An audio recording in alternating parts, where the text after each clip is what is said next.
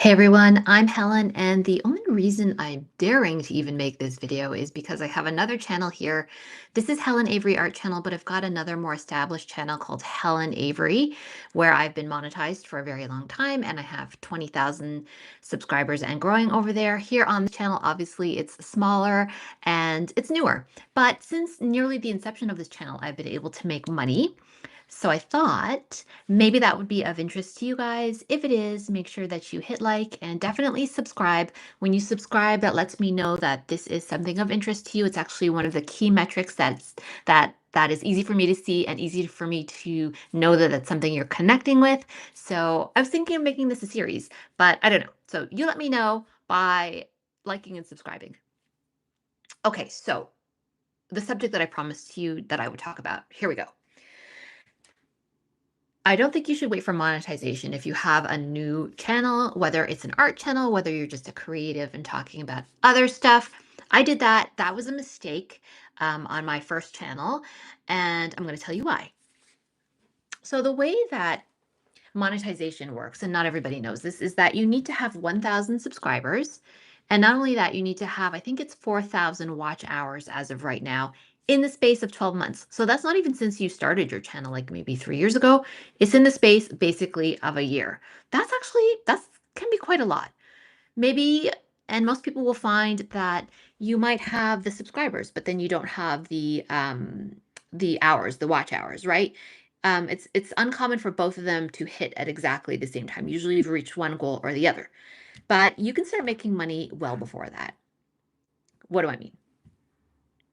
Specifically, if you're an art channel, you have a real advantage, which is that a lot of people who watch art channels actually tend to be, I think, beginner artists or people that are maybe moving from one type of medium to another. So this is fertile grounds, people, for like sending people or creating affiliate links. And you might think when I say affiliate links, I just mean Amazon. It can be Amazon, certainly, but I know some people have their qualms about that. For my own part, I've gone with using Amazon. Sometimes I'm disgusted by them and I don't use them at all. And so I kind of go back and forth.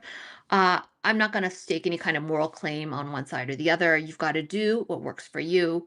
I definitely can sympathize and empathize on both sides of whatever it is you choose to do. But Amazon's not the only way. There are a lot of other places that sell art supplies, like Jackson's, for example, where you can become an affiliate and you can put your links in your video, put your links in the comments when someone asks about what you're using. Share those links on the YouTube video in the description and in the comments. And I'm going to talk a little bit more about that in a second. That's how you start basically making money right away, if that's what you're really keen to do here on YouTube. And why wouldn't you? I mean, I think that you should not do YouTube at all unless you're like really into it. You love the idea of making videos. You want to create content. You want to share it. You want to create art and document the process. There's a million reasons why you can and should make YouTube videos that don't have to do with making money. But you may get to the point where you're thinking, well, I'm putting all this time and effort into like editing, putting these up, I'm getting a good response, I'm getting no response, whatever the case may be. You still may want to capitalize on the income earning side of that, in which case, good for you. I actually think that's the smart way to go about it because you can really burn out. If you're just creating for the love of it, I strongly encourage you to do that. That's the best mindset.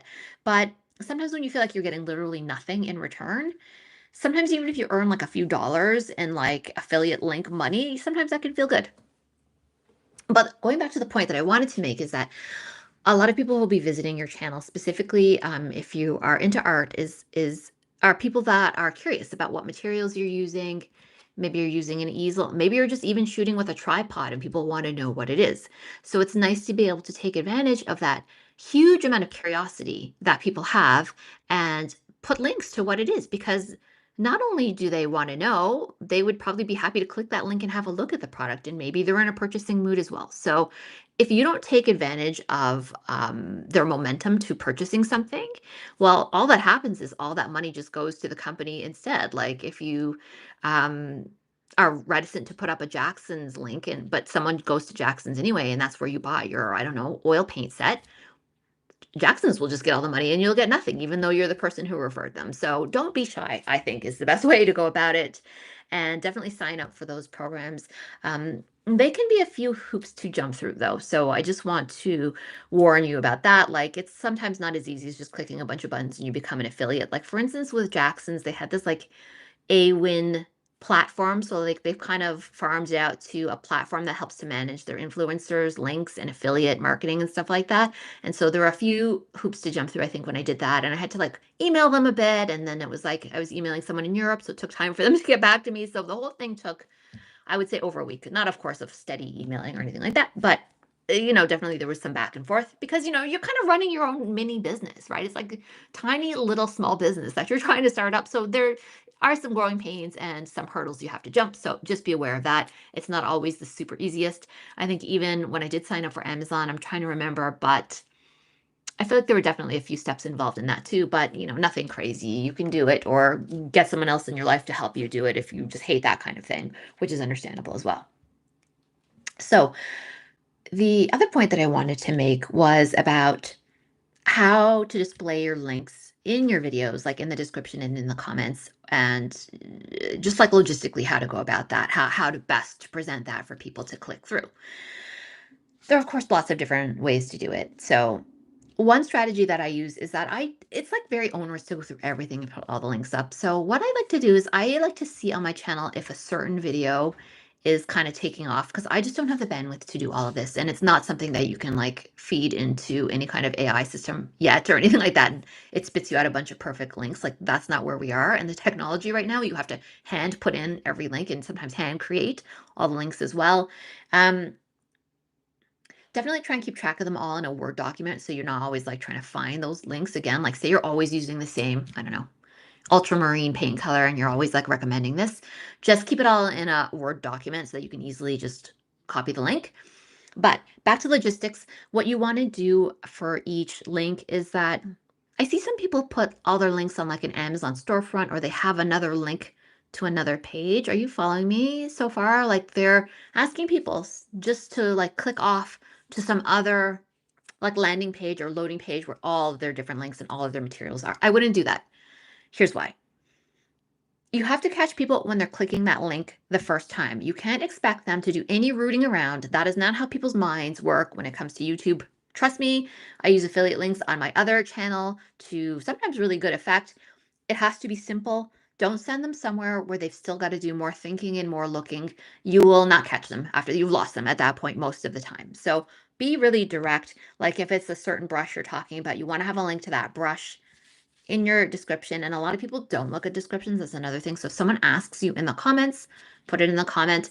A best practice that I like to do is when I put all my information and all my links in the description, and I say this in my videos too, I always say I'll put the links down in the description and also in the comment box. And if I forget to do that, please do remind me kind of thing. And so for most of my videos, if I do have links to purchase things, they're in the description and they're also in the comments. So that is valid now. I don't know that YouTube will always allow us to put links to products in our comments. They stopped for a while for shorts because there were too many like scammy little short videos with like scammy links to things. So they stopped doing that for shorts. So there are no hyperlinks right now in shorts. That could change. But at present, the way things are now, you can put them in the comments. So do that. Catch people where they are. You want to catch them quickly. You don't want to send them to like some sort of wild goose hunt or whatever the expression is to try and figure out what it is that you like, right? Make it easy. So what if you're someone who doesn't necessarily have a lot of materials? I don't know. Maybe you're a collage artist or something like that where you're snipping out of magazines or something like that. So it's quite limited what you use. You're not using like 15 paints or something like that. Let me just tell you, people are so curious on YouTube. And I say this from like 8 years experience on my other channel. Like this sweater I've had for so long, I still get questions about this like ratty old sweater from the Gap. People are like, where's that from if I wear it? I love that sweater with the chevron pattern and it's like it's Gap. It's a number of years ago now, but when I wear this, I think like, oh my gosh, this old thing.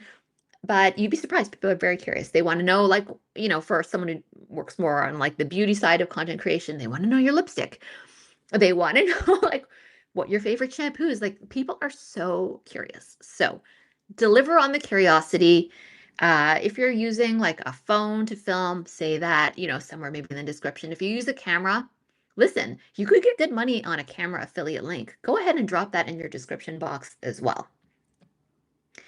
So, I think that that's probably what I wanted to talk about in terms of affiliates. I think you have a pretty good sense of me saying, like, just go for it. You can start making money. Not a lot of money. You need to be realistic, right off the hop. You're probably not going to make a ton of money. But if you're getting like a video with good traction, with views in the thousands, you're missing out if you're not using affiliate links. So, right off the hop, I was able to make a few dollars here and there from Jackson's just on some Roman Schmal watercolor paints that I was using. So you should take advantage of that too. Sorry, I hit the microphone there.